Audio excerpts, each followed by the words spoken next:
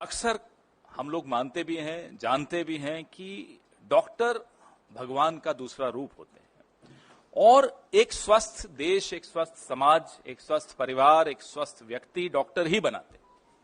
लेकिन अगर उस डॉक्टर को बनाने की प्रक्रिया अस्वस्थ हो जाए तो वो डॉक्टर कैसे एक स्वस्थ नागरिक को बनाएगा? मैं आंकड़े पीछे चलते रहेंगे, मैं साथ साथ बोलता रहूंगा ताकि आपको समझ में आए कि क्या हैं ये आंकड़े। नाम है नीट। कहीं से भी रिजल्ट देखने के बाद क्या आपको लगता है कि ये प्रक्रिया नीट है, ये प्रक्रिया साफ है, स्वस्थ है, स्वच्छ है? बिल्कुल नहीं लगता। अगर ये आप आंकड़े देखेंगे, 24 लाख बच्चों का भविष्य धूमिल हो रहा है, उस पर पानी फेर दिया गया है इस परीक्षा के माध्यम से। पहले क्या हुआ? तारीख बढ़ाते रहे, बार बार तारीख बढ़ा रहे थे और फिर पूरे सिस्टम की पोल 4 जून को खुल गई। 4 जून पर भी फिर आएंगे, पहले चर्चा इस पर कर लें। पूरे के पूरे 720 आउट ऑफ 720 आउट ऑफ 720, आप पीछे आपके सामने स्क्रीन पे जो आंकड़ा दिख रहा है वो देखिए। इसको 67 टॉपर्स थे जिसको 720 में से 720 अंक मिले इस साल। पिछले साल कितने थे? उसके पिछले साल कितने थे? ये तमाम आंकड़े ये विनीत जी ने हमारे रिसर्च करके मुझे दिया। ये बड़ी अच्छी रिसर्च इन्होंने की। ये आपको सारे आंकड़े इसमें दिखेंगे।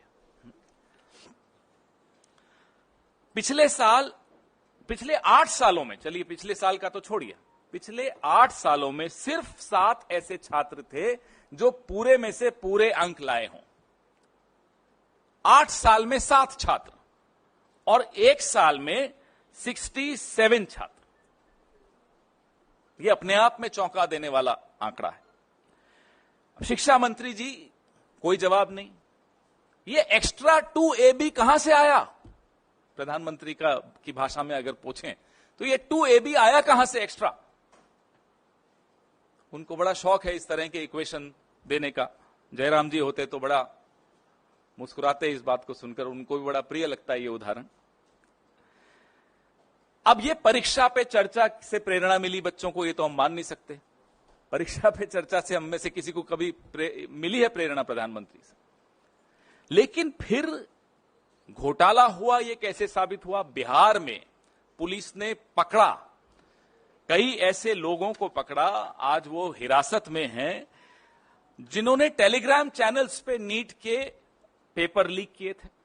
इसकी जांच में आगे क्या हुआ ये हमें नहीं मालूम। 13 आरोपी वहां गिरफ्तार हुए। वैसे ही गोधरा, गुजरात, बिहार भी का एक उदाहरण दे रहा हूं मैं आपको, अब गुजरात का भी उदाहरण दे रहा हूं। गोधरा में भी कोचिंग सेंटर्स के साथ मिलकर, एक पर्टिकुलर कोचिंग सेंटर था, उसके साथ मिलकर कैसे ये लीक हुआ।